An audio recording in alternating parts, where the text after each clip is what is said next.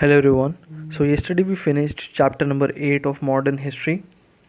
So today we'll be starting with chapter number 9 of modern history by Bipin Chandra. This chapter is about growth of New India, the nationalist movement from 1858 to 1905. Let's start with the chapter. All the best everyone. The second half of the 19th century witnessed the full flowering of national political consciousness and the growth of an organized national movement in India. In December 1885 was born the Indian National Congress, under whose leadership Indians waged a prolonged and courageous struggle for independence from foreign rule, a struggle which India finally won on 15th August 1947. Consequences of foreign domination. Basically, modern Indian nationalism arose to meet the challenge of foreign domination. The very conditions of British rule helped the growth of national sentiment among the Indian people. It was the British rule and its direct and indirect consequences which provided the material and the moral and intellectual conditions for development of a national movement in India. The root of the matter lay in the clash of interests of the Indian people with the British interest in India. The British had conquered India to promote their own interest, and they ruled it primarily with that purpose in view, often subordinating Indian welfare to British gain. The Indians realized gradually that their interests were being sacrificed to those of Lancashire manufacturers and the dominant British interests. The foundations of the Indian nationalist movement lay in the fact that increasingly British rule became the major cause of India's economic backwardness. It became a major barrier to India's further economic, social, cultural, intellectual, and political development. Moreover, this fact began to recognize as increasingly larger number of Indians. Every class, every section of Indian society gradually discovered that its interests were suffering at the hands of the foreign rulers. The peasant saw the government took away a large part of his produce as land revenue. That the government and its machinery, the police, the courts, the officials favored and protected the zamindars and landlords who rack rented them, and merchants and moneylenders who cheated and exploited him in diverse ways and took away his land from him. Whenever the peasant struggled against the landlord and the moneylender oppression, the police and the army suppressed him in the name of law and order. The artisan and the handicraftsman saw that the foreign regime had helped foreign competition to ruin him and had done nothing to rehabilitate him. Later in 20th century, the worker in modern factories, mines and plantations found that in spite of lip sympathy, the government sided with the capitalist, especially the foreign capitalist. Whenever he tried to organize trade unions and to improve his lot through strikes, demonstrations and other struggles, the government machinery was freely used against him. Moreover, he soon realized that the growing unemployment could be checked only by rapid industrialization, which only an independent government could bring about. Other sections of the Indian society were less dissatisfied. The rising intelligentsia, the educated Indians, used their newly acquired modern knowledge to understand a sad economic and political condition of their country. Those who had earlier, as in 1857, supported the British rule in hope that though alien it would modernize and industrialize the country, were gradually disappointed.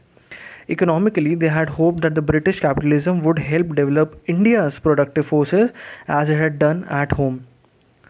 Instead, they found that the British policies in India guided the British capitalists at home were keeping the country economically backward or underdeveloped and checking the development of its productive forces. Politically educated Indians found that British had abandoned all previous pretensions of guiding India towards self-government.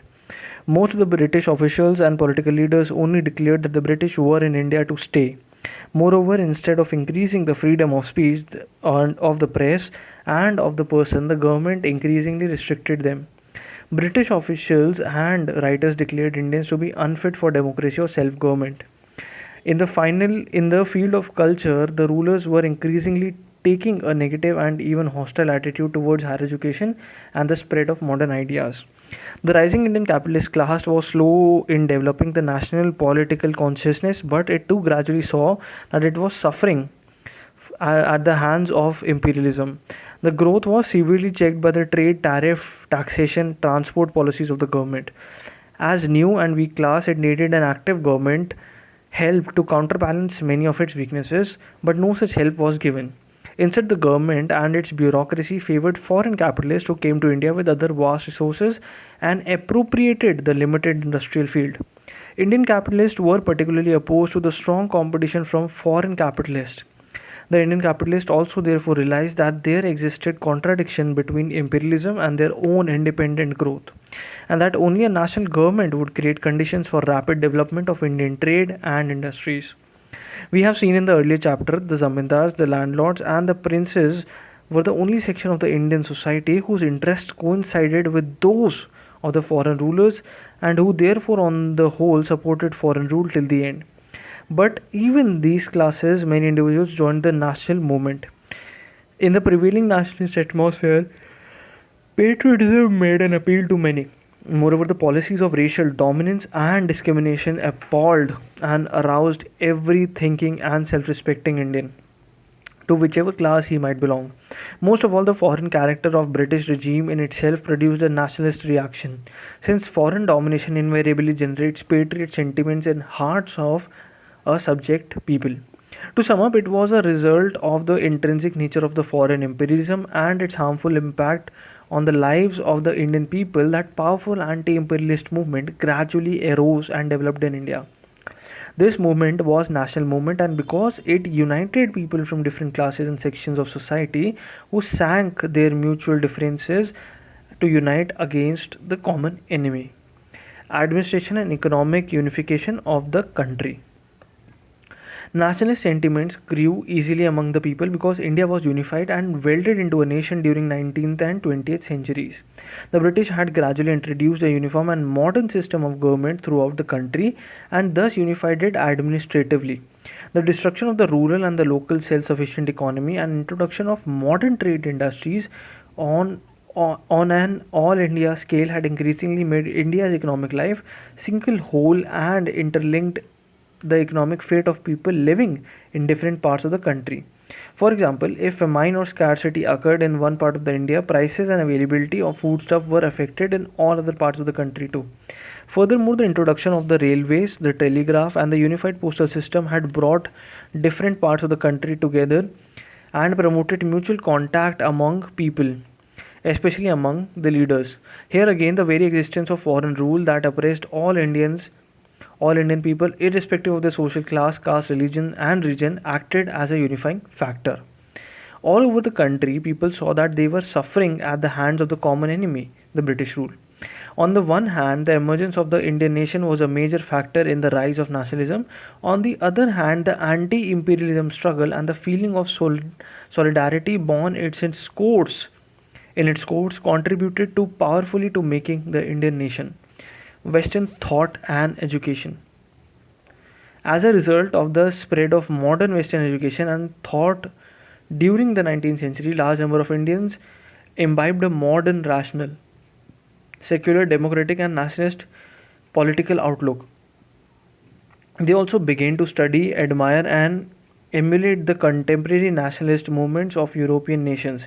Rousseau, Paine, John Stuart Mill, and other Western thinkers became their political guides, while Mazzini and Garibaldi and Irish nationalist leaders became their political heroes.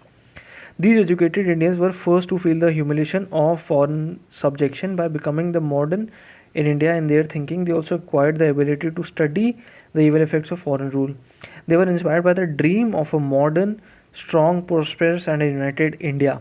In course of time, the best among them became the leaders and organizers of the national movement. It should be clearly understood that it was not the modern educational system that created nationalist movement, which was the product of conflict of interest between British and India.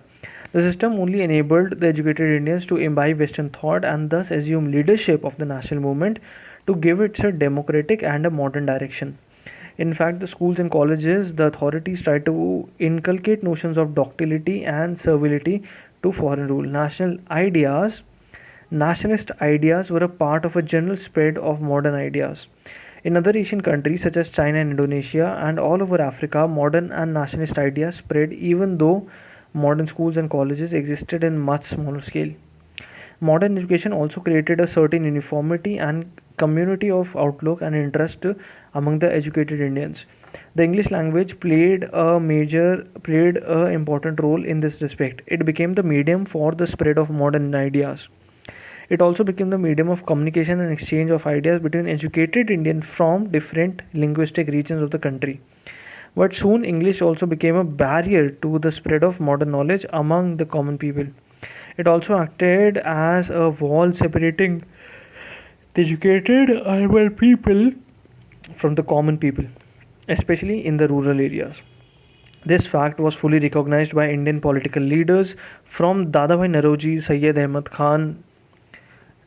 Ahmad Khan and Justice Rana Day to Tilak and Gandhiji.